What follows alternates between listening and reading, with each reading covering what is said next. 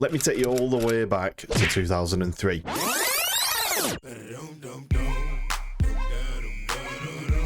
In today's video, I'm going to be playing Need for Speed Underground 1, originally released in 2003 from EA, and as soon as the game boots up, the sounds of the engine, the almost perfect soundtrack.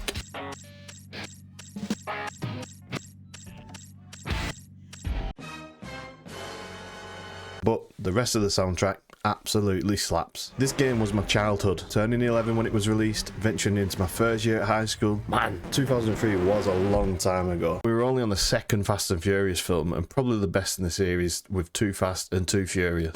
So forget about it, cuz. But that's what 2003 was all about. That's what all I dreamt about as an 11-year-old kid. Having a car, smashing some neon underglow on, maxing out cars purely just for the coolness. Now that I'm just a bit above 30 and have bills to pay, that dream has died quicker than it started. And it wasn't long before the MTV came along with Pimp My Ride. I checked whilst making this video, and about 6 months later after the game was released,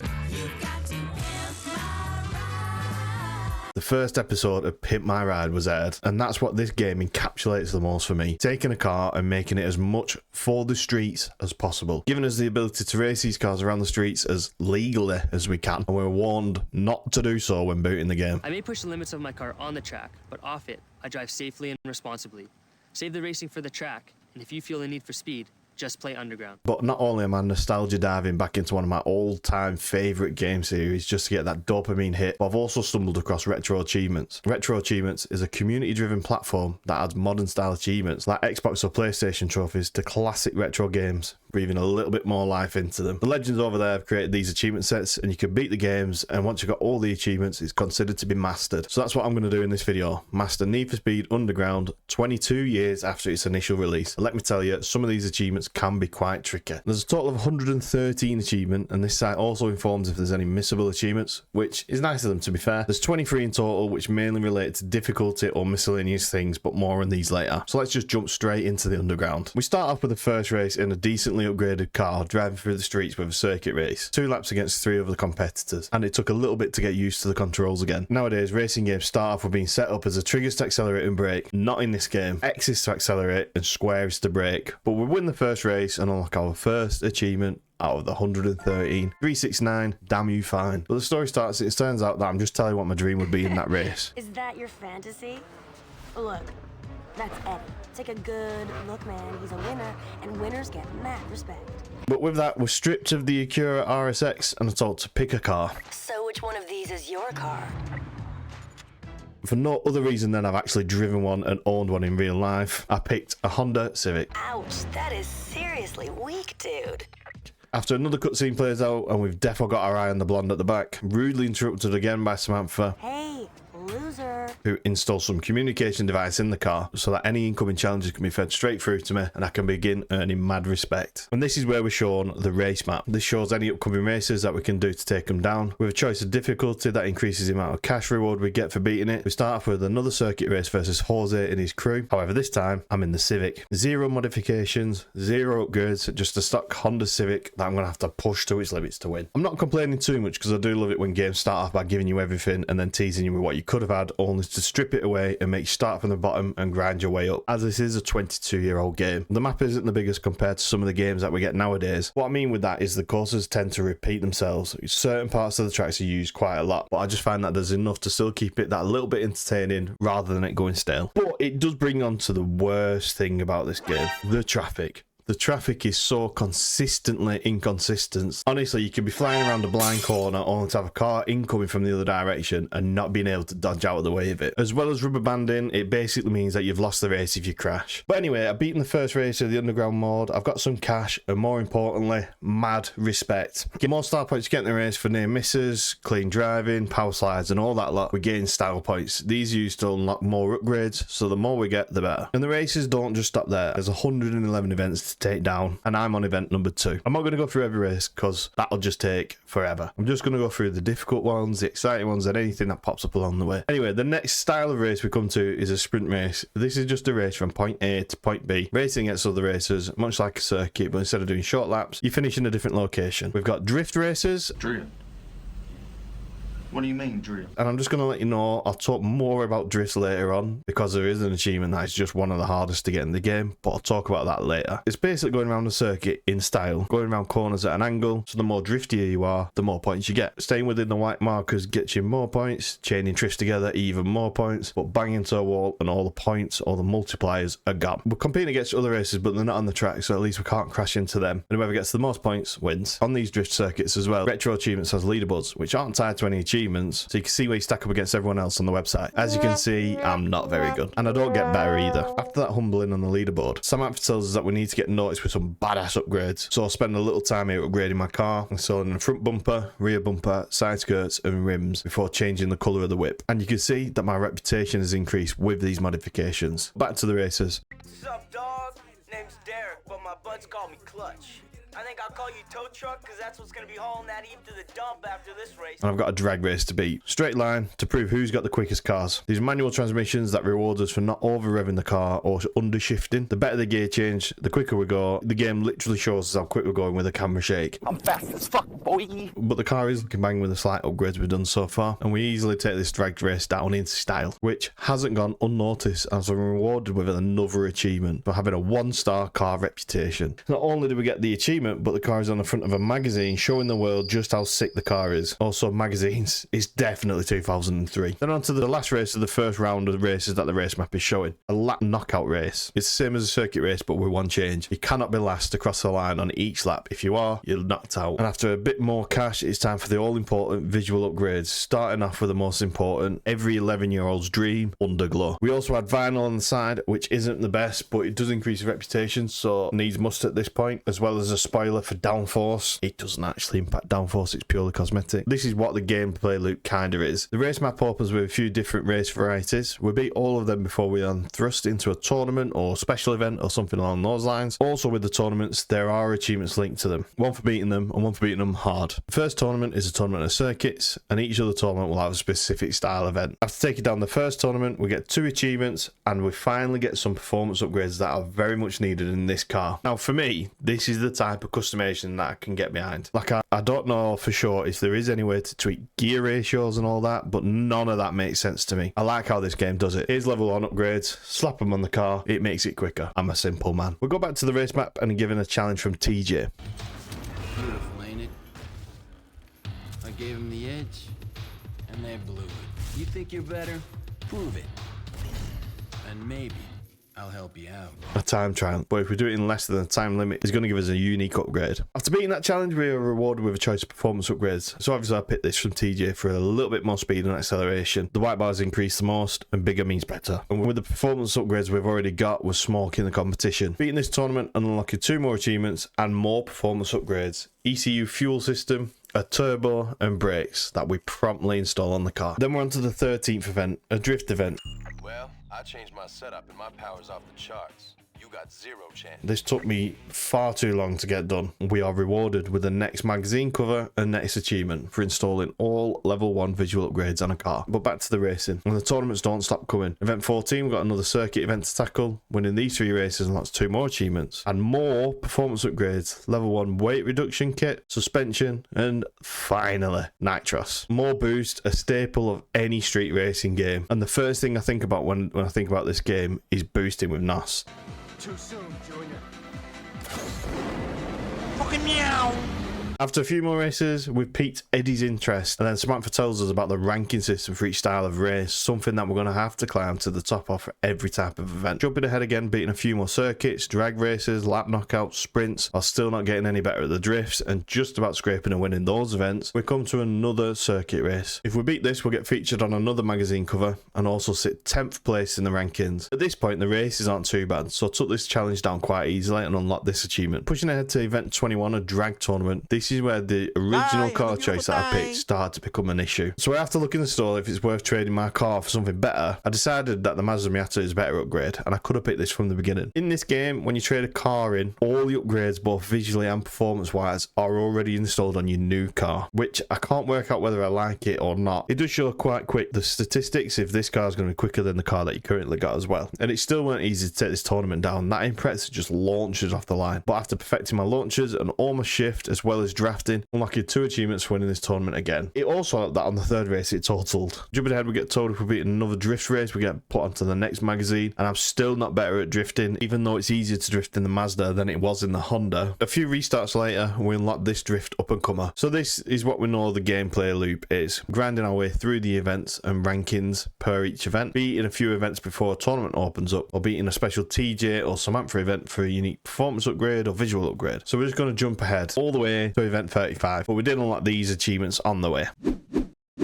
Event 35 is a 6-lapped circuit, which isn't extremely special, but this is where I learned the rubber banding comes into a massive effect here. The AI just catch up instantly, so any mistake and you can't catch back up. That paired with the fact it's 6 laps, so it's one of the longest events in the game, and I also learned that the shortcuts aren't always the best idea. This event took far too long. It was roughly around 40 minutes of attempts, but we finally took it down. And then jumping ahead in the event list, we land on number 43 whilst picking up a few achievements on the way.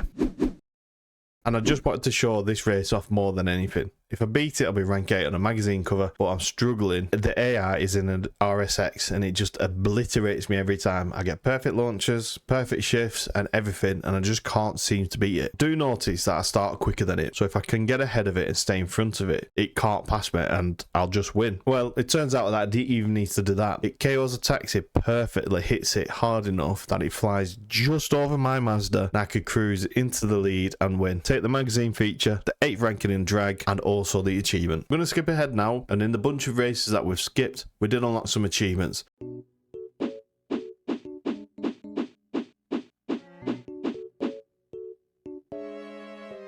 We've now changed the Mazda and upgraded to the RSX, ready to take on event number 65. Another drag race where my car just feels massively underpowered, and I just get dusted by a 350Z. And I'm not proud of this. But an hour later, I've hitting every perfect start, every perfect shift, everything, trying multiple cars, doing everything I could possibly do to win. I just wasn't getting there. This race was super hard, so I downgraded the difficulty a bit. I beat the race, and then I put it back up to hard for everything else. If you don't like it, just type skill issue below. I'll understand. There aren't any achievements for beating every single race on hard. This is the only time that I put it on easy, and it still almost caught me up. If this track was any longer, I still would not have won the race. Let's fast forward again. You think you're hot. Landing on event 79. We're hunting down those rankings, and we're also hunting down Eddie, who says we've got to face some fierce competition, that being Samantha. I trusted you, and now you want to take me on? I don't understand why she's so mad. We're all street racers, and I want a street race. It's a 1v1 against Samantha in a sprint to the finish. Changed my car again to the Mazda RX-7. I'm looking back while editing this video, and I landed on this, and I must have just thought that'll do. What the fuck? Because this car is disgusting. But anyway, the race. Beating it on my first attempt. Another cutscene shows TJ towing Samantha's car away, but it isn't explained at all to what actually happens to Samantha's car. But in the cutscene, we're flashed by a Nissan 350Z, which we do need to remember, as this is something that's not mentioned either and might come back later on in the game. Skipping ahead to race 90 out of 111, this isn't an important race. This is just the last race before I mess up big. As we've been moving forwards, I've been unlocking achievements for beating track records. You get a magazine cover and an achievement per event. One for drag, one for sprint, one for a circuit record, and one for a drift record. And you can only get the magazines in the underground mode. Once you've beaten the underground mode, you can't compete in any more events. So you're going to have to get all these magazines before finishing the last event. And knowing that I would struggle getting the drifting record, I quickly searched, quickly being the very important word in that sentence, and checked the achievement on RetroAchievements, which said it can be done in a quick race. Although this is true, there's a few more steps that I didn't read. With my new incorrect knowledge that it could be done in quick race, carried on the underground events, finished the underground events, and went to quick play and set up the achievement to get it. And it didn't work. Turns out you still need to beat a race in underground mode after the quick play grind. So I had a fit of rage, I shut down my PC, corrupted my file that I was recording all of this on, including me continuing my progress in the underground from event 90. So here's what I did. I started my new profile and grinded my way to the S2000 and proceeded to try the method from the guys in the forum. It looks as though the developers of the game intended to have a track record over 4 laps of a drift event, but that's not how it's programmed. You need to get the drift record in 1 lap to beat it legitimate, efficiently, which I don't have the skills to do. The legends over at Retro Achievements discovered that you can get the specific score in one lap on quick play whilst playing on hard, win the event, then go into underground using the same car that you'd just beaten the score and beat a race. But the game will be tricked into unlocking the import cover for the magazine, as this seemed more obtainable than beating a 180,000 course record in one lap. I looked through all of the advice and it said the S2000 was best, and it says to go into manual and just stay in second gear. This helped massively. The next day I thought I'll just get some practice on it and not start recording, and I'll unlock the achievement off camera. I do also show later on that I can drift with the best of them now. You can see in the drift events afterwards that my leaderboard score will show that I did do it. This however doesn't help that I've now finished the underground without recording it, and I've already grinded 60 events to get the Honda S2000, so I thought I might as well finish this second playthrough so we have some footage of beating the game. So from here on out, the rest of the footage we see is from the second playthrough of the game on easy, and I don't care, you can hate me for this. This is a second playthrough that I didn't need to do because I'd already got the achievements. I just wanted some footage. But with that in mind, there's quite a few achievements that I unlocked in the first playthrough that won't pop up again.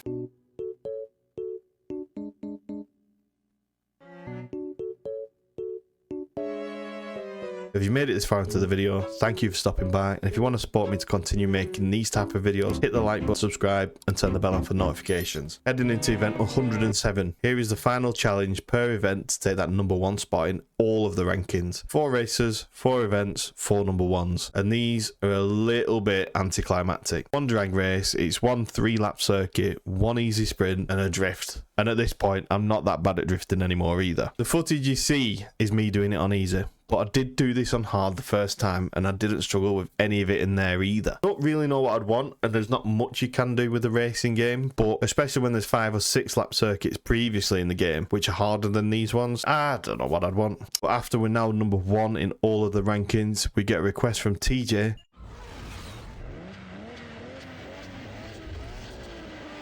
who's driving Samantha's car. I guess he just stole it and didn't give it back. But after I beat TJ, he gives the car back to Samantha, and then it's time to take on Eddie, the final boss or racer of this game, in a sprint race. And this is what I'm saying, it's the final race and it's 1 sprint race, a short sprint race too. Look, I know it's on easy for this second playthrough, but I literally just run away with the race. And it's the only race we've been able to equip the wide body kit on the car, making it look the nicest that it's looked all game, just for 1 race. Anyway, easily taking down this final challenge. Then cutscene showing that we win. Oh man, you did it! You won! You won! Remember that Nissan 350Z that flashed its light on us once? Well, they've been spying on us, and now they want to race. So we've got another race, a secret event, a 4-lap circuit against Melissa, and I've done 2 playthroughs. I don't think he's actually part of the story, and nobody else seems to know who she was beforehand. I've had to grind my way from the beginning for a shot at the title, and this person just flashes the lights a few times and gets to challenge me, the new champ, straight away. Well, I ate it for easy pickings, and I defend my title, and then just watch the cutscene. I can't believe it! You won! You won!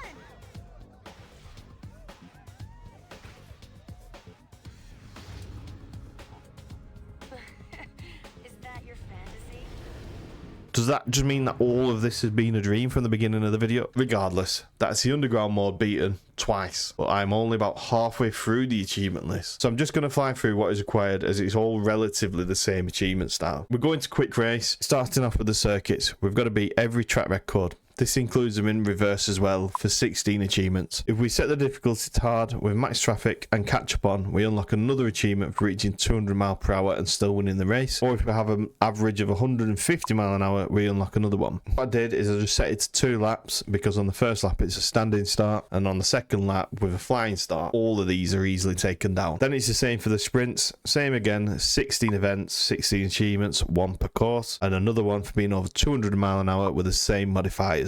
The drag races, there are only 12 events this time, but for beating each one we get an achievement, and then another achievement which was actually quite hard to get. We had to put level 3 performance parts on everything on the car, playing on hard AI and getting all perfect shifts as well as a perfect launch. I just sat there and restarted every time I missed a perfect launch or I missed a shift. This took quite some time to do, but I just sat there, I grinded it out and unlocked the achievement, then saving, the best to last. We've got the drift events. Thankfully, there is only 8 circuits, with circuits 1 and 2 being the most difficult, as these are the short circuits and you've only got 4 laps to beat the score. But at this point, as I've gone for everything else, I had the technique nailed down. And then we've got 2 miscellaneous achievements tied to drifting. We've seen the leaderboard pop up from Retro Achievements after every single drifting event, and now it's time to get 2 achievements linked specifically to these leaderboards. So we need to drift for 45 seconds in one drift and hitting over 100,000 points in one drift. These 2 achievements probably took 5 hours worth of grinding to get. I'd hit 92,000 points as my total, and I'd also hit 38 seconds of drifting as a total, so I weren't getting far off. I'd go on a great run feeling confident and either lose a drift or hit a wall. It honestly got to the point where I just didn't think I could manage it. First game I went on Retro Achievements would have been unable to master. Stuck to it, and I finally got those 2 achievements. And finally mastering this set. My first mastery on the website, and certainly not my last. I've loved it, every second of it. For me, it's perfect reliving my childhood